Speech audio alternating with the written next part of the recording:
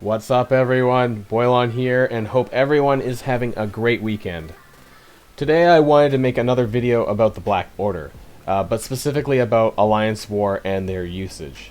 I follow Reddit quite a bit and the Discord discussions, and I know there is some back and forth between them occasionally, especially when it comes to where people use them. I know this discussion is probably only going to matter to the 5% of us maybe that unlocked Ebony Maw on the first pass, as this is a discussion about where Empowered Thanos and his full Black Order should fit in the war meta. But I think this is quite important. I think a lot of people have slotted Black Order automatically into war offense, and I'm not all that surprised because of how people reacted to how they perform on arena defense. Yes, Black Order typically doesn't do so well in the hands of the AI versus the hands of the player, but I think whether or not you put them on offense or defense matters where you are in the game and how big your alliance is. I will say that if you're in any top 500 alliances or so, I will assume that kind of everyone has a wide enough roster to be able to handle the Black Order on the defense to some degree, and maybe it won't trouble them so much. But my alliance is like maybe in the 1300s in terms of overall rank, and I've been using them a lot on the defense, including a few other alliance mates of mine who were lucky enough to unlock Ebony Maw are also using the full Black Order on the defense as well.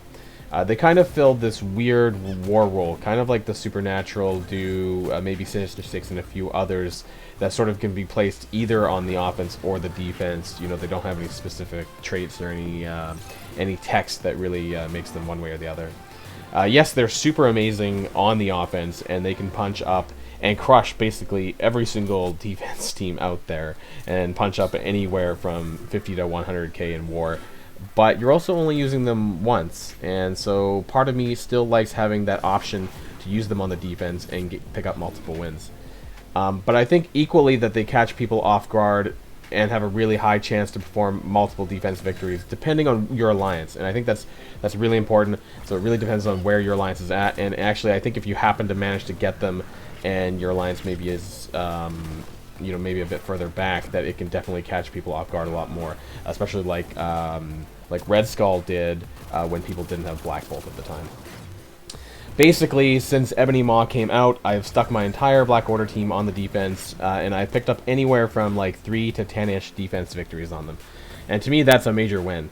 You know, if they can at least get a couple, and you know, that a couple defense victories to me is better than one win on the offense. But that's just my opinion. Especially with X-Force coming out, that will likely counter Asgardians and Mercs, which are the two top defenses at the moment. Another reason why Black Order can be relegated to the defense. When it comes to how to counter Black Order, I don't think there is any one set team that can do it. You know, I've seen my Black Order thrash X-Men, Inhumans, and other offense-heavy teams before with the AI on defense. That being said, what counters them on Arena is usually a mix of characters such as Black Bolt, Phoenix, Ultron, and some others that were used in combination to beat them. So if you're replicating this in War, then you're potentially breaking up multiple teams just to one-shot the Black Order, which in itself is also a win to me if you're having to, you know, mess about with 3 or 4 different teams just to create one. So just to recap a little bit, I am generally making an argument for Black Order to be a war defensive team. Not that you have to use them that way, but I think they do actually do quite well. And this is especially true with the bug fix to Empowered Thanos, just the last patch here with X-Force, and it triggers a lot like Crystal does for the Inhumans. And in case people forgot or don't remember, I'll pull it up really quickly here. So what I was talking about is Empowered Thanos' passive, Ultimate Power. And if you see here the oh, let's go to Empowered form really quick. So if you see here, the text states that at the start of the match, if Thanos is full HP, the first time this character or a Black Order ally drops below 50%, fill his speed bar by 50% and apply regeneration to self and all Black Order allies. So this is pretty major, and depending on where your Thanos is at in terms of power, this could be a lot of healing to the team. My Thanos, without Cull Obsidian's passive HP increase, has almost 390,000 hit points. Now, this is a bit of a glimpse of the top end, as he is completely maxed out. If you've seen any of my other videos on the Black Order, you'll see how powerful my Thanos actually, how lucky I happen to get. But one regeneration from him to the entire team would be about 80,000 hit points, since regeneration is about 20% of a character's max HP, if I'm not mistaken. If you account for Cull Obsidians increasing everyone's HP by 30%, then this could bump the regen's total even close to 100,000. And again, this is with the max Thanos. But Thanos in general has a lot of hit points, so even if he wasn't 7 red star tier 14, the amount of regeneration would be quite sizable. And now that's just one regeneration. Consider this happening multiple times per match, then you can easily see the team possibly get full healed before it even ends.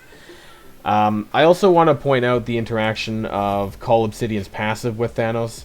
Some people may or may not be aware of how this works, but if Thanos ends the match with 71% or more HP, if Cull has T4s in the passive, if otherwise it would be 81% or more with just level 4 passive, then he'll actually be full hit points after the match ends. And this is because the HP is removed after the battle takes place, since the HP is only given during the battle. So if you weren't able to damage Thanos enough in war, then it's highly possible that he'll start the fight again with full HP, and the passes will trigger all over again. It's for this reason that I believe the Black Order has much more sustain than it did prior to the fixing of this passive, and deserves a second look on the defense. And in case anyone wasn't aware, before the patch, it only did trigger once, which was on himself, or actually once in general. But now, since the fix, anytime anyone gets below 50%, it triggers the regeneration to everyone on the team, and it fills the Thanos' speed bar. And I know this is going to be me showing you the good stuff about Black Order, but I want to show some highlights of some war history that I clipped together, showing off my buddy Crypto's Black Order in today's Alliance War that just finished. Now this is probably an above average example of how the Black Order can do, but I just want to show people what sometimes it can look like, and this is only 365k with war buffs. Mine is closer to about 100,000 more than that, about 470 or so with war buffs. And my apologies for the quality of the photos. I sort of just screen capped this on my phone before war ended, and then sent it over to my computer and patched them together. I also erased the names of the attacking players just in case. So at the start of the storyboard on the top left here, we have Crypto's Black Order getting suicided into, presumably to clear a deflect or take some hits, or waste some energy and stuff like that. The second attack down here, we have Brotherhood 2.0, and looks like they managed to wound them very slightly, and Thanos is still at full hit points. Next they go into a weak power armor team. Actually, I'm not really sure what they were thinking. Maybe they thought that they could get some AoE off and that would help. But it doesn't look like any HP was moved at all from what I can see. After this, there was a combat cancel from a Fantastic Four team. And then up at the top right here, it looks like that they had a failed attempt with Kree minions and Ronin. Although it looks like Proxima did take some damage here. Next was an AIM team, and it actually looks like maybe Cull taunted up and healed since the last match. Another weak power armor team down below, and they come in and barely do anything, just a little bit of damage to Cull, it looks like. And then we get another suicide, maybe to clear another deflect or something. And then we get what the first serious attempt here, and it looks like Scientist Supreme and Ultron with some others, and they do actually manage to kill Proxima, wound Cull a little bit here into the yellow, but Thanos is actually still at full HP. And throughout all of these attempts, actually, Thanos has been at full HP the entire time. At this point, though, Thanos doesn't have empowered form anymore, and that's really where it starts to collapse a little bit. The last two battles, actually, there's a combat cancel against a BKT, despite only 4 of them left, and no Proxima, no empowered Thanos. Finally, it does end, though, with a full Black Order team coming in and finishing them off. At this point, I'm assuming a lot of the ability energies are kind of out of whack, and it ends here. I think what is interesting here, though, is that almost throughout every encounter, Thanos actually has remained full HP all the way through. This is important because as long as Thanos is empowered, this means he is activating his passive during each match as long as he's at 100%. It doesn't really matter where the rest of the team's at, necessarily, and I think this is part of why a lot of them are being kept in the green after each match. But still, at the end of the day, and that was a total of 10 defense victories before they lost.